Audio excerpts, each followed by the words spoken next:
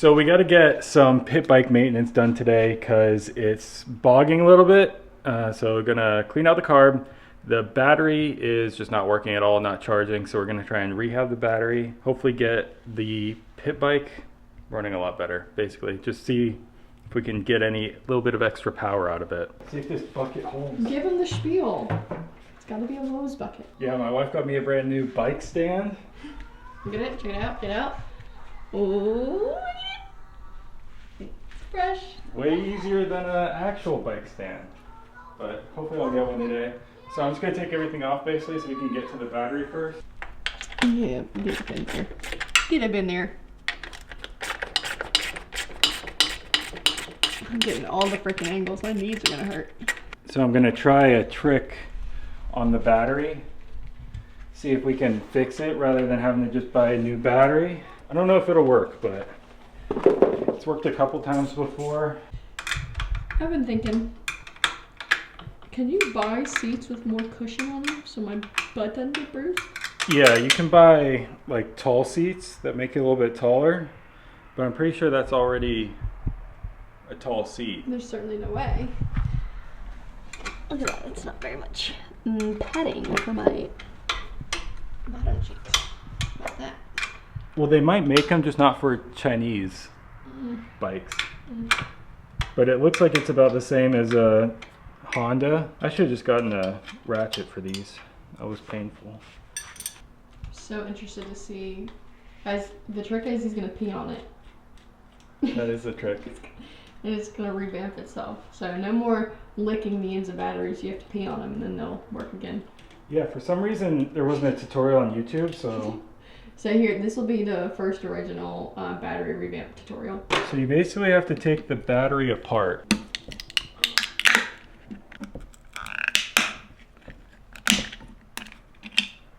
Each one of these little cap things here is a cell, I'm pretty sure.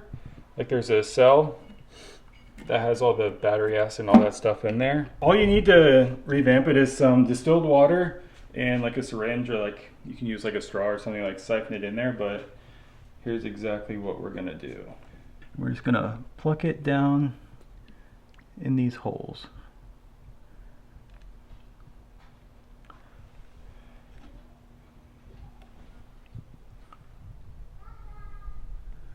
And you would think that water in a battery is like bad for it, yeah.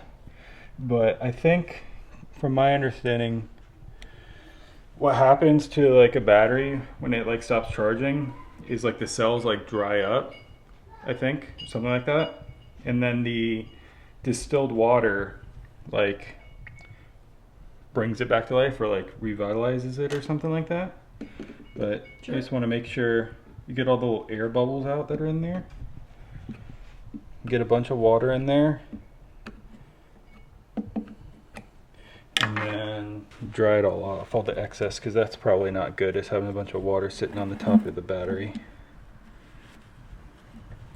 Would you recommend they dump it over, or do you want to keep the water No, because you want to inside? keep the water in these things. Okay. And then a little bit came out. You're gonna fill it back up. Just put your caps back on. And then I'm just gonna get some super glue. I'm sure there's probably a better glue, but just put it around the outside here.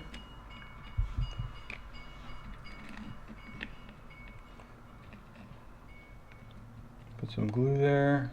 So you better hope it revitalizes the first time you do this. Put the cap back on.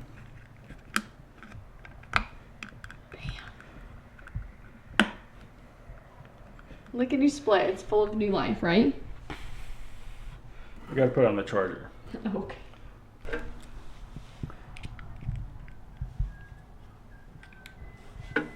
$12-volt. And now we're gonna take off the carburetor and just clean it out, because I'm pretty sure this thing's never been touched since 2021 when it was manufactured. So it looks like we got these two bolts here. Take off the fuel line. This is, I have no idea what that part is. Just take it all off. Try not to spill any gas. And before you do anything to a bike, when you're working on the engines, make sure you have the bike on for at least 30 minutes so it's nice and hot and you burn your hands on everything. That's such a good idea. Yeah. You're so smart, Emily. All right, to the workbench. Oh my gosh, you scared me. Oh my gosh. Okay.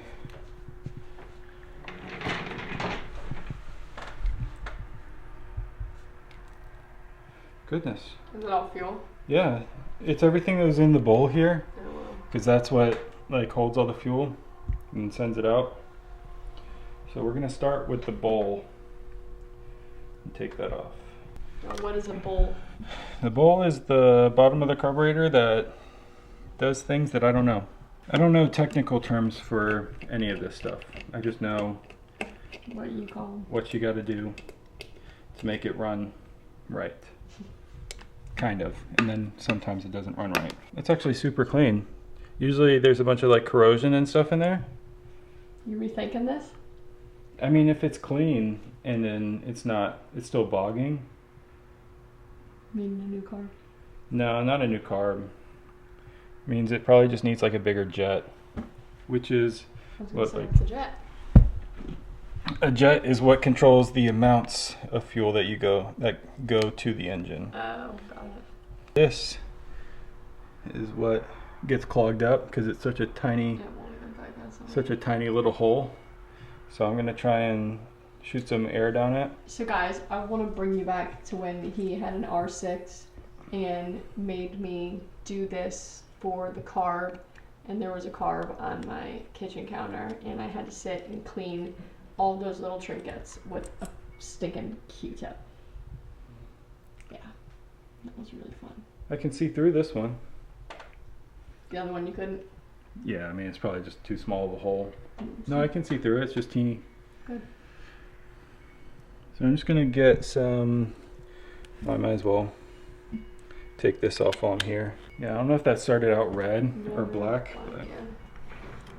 but this is really good. You want the float to be very free and moving. If this is like not moving, if it's like stuck up like that, then your bike, or whatever it is, if it's a car or anything, it just won't start. But this carb actually looks really clean. All right.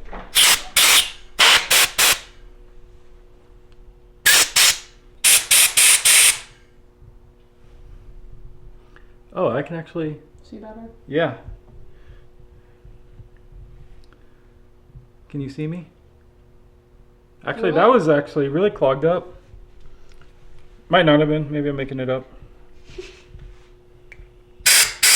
And then there's a bunch of little grooves and I don't know, all this stuff in here that you just spray out everything. Can't go wrong.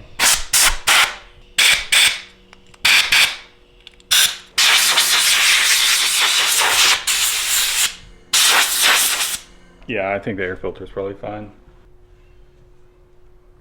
Definitely don't want to over tighten any of these things. What's a good rule of thumb? Just good rule of thumb, tighten it until it feels right. And then there's this little screw here that I'm not going to mess with. This little one here.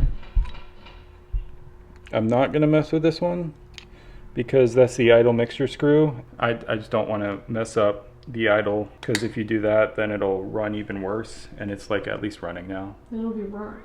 Yeah. The main thing was the battery, because having to kickstart it, if you have the option of using an electric start, yeah, kickstarting sucks.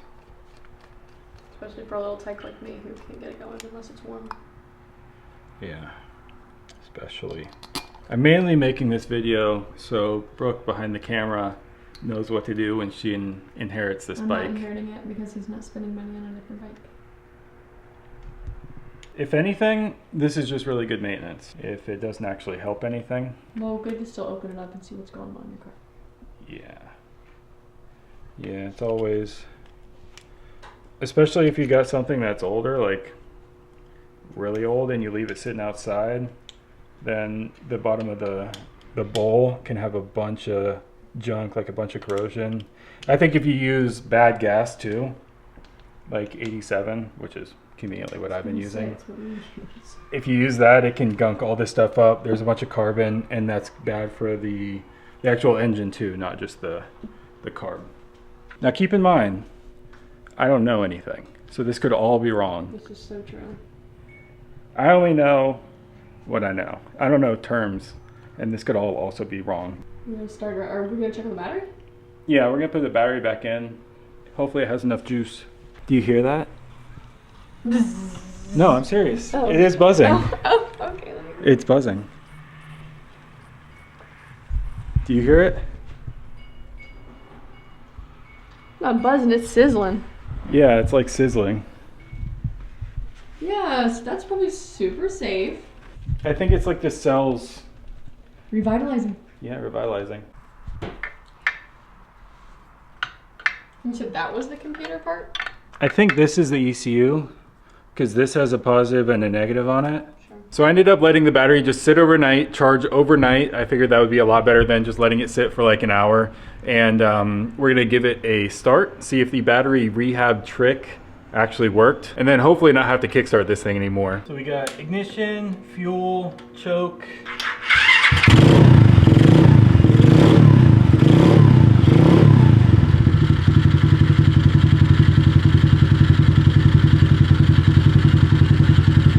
So we kind of got it working. I don't think it's going to hold a charge very well. I might still end up ordering a new battery. I think they're like $20, $30 on Amazon. But I mean, for the meantime, we'll be able to get it going. I'm going to go take it for a ride, see if the car work that we did helped at all. It was mainly just bogging at like super low RPMs, low throttle, that kind of stuff. So we're going to see if that helped at all. I really hope it does. I think it will. If anything, I might end up ordering like a performance carb, like a Nibby carb, and I know that will make a difference, but we'll see how this goes.